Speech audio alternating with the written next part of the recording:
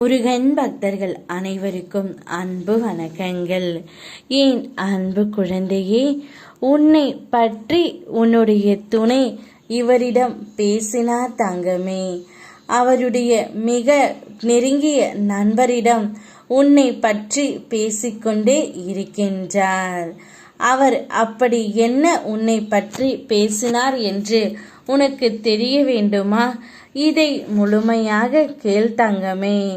உன்னுடைய கண்களில் இருந்து ஆனந்த கண்ணீர் வரப்போகின்றது.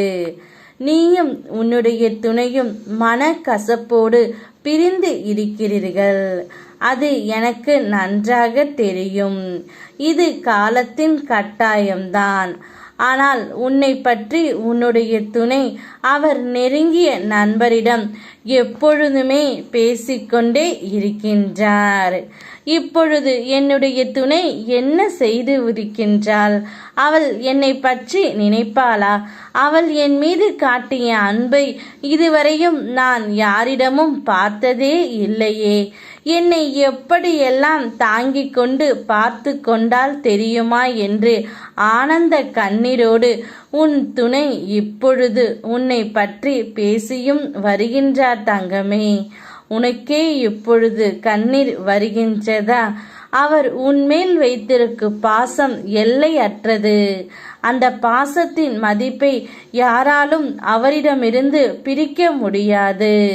யார் என்ன சொன்னாலும் என்ன, அவருடைய மனது உன்னிடம் மட்டுமே இருக்கின்றது. இதுதான் உண்மை. யாராவது உனக்கு குறை கூறினால் அவர்களுக்கு நன்றி சொல். தன் வேலையை விட நம்மீது கவனம் கழித்து கண்டுபிடித்ததற்கு நீ நன்றி சொல்ல வேண்டாமா தங்கமே? யாராவது எதை வேண்டுமானாலும் கூறட்டும், அதை பற்றி நீ கவலைப்படாதே. இன்று கூறுபவர்கள் நாளை போய்விடுவார்கள். ஆனால் வாழ்க்கை என்பது உன்னுடைய கையில் இருக்கின்றது. ஏனென்றால் இது உன்னுடைய வாழ்க்கை தங்கமே.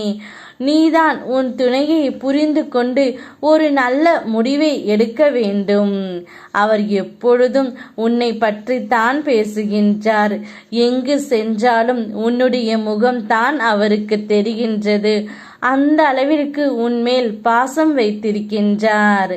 அப்படிப்பட்ட ஒரு உறவை எக்காரணத்து கொண்டும் நீ இழந்து விடக்கூடாது. அதுவே இந்த அப்பாவின் மிகப்பெரிய ஆசை தங்கமே.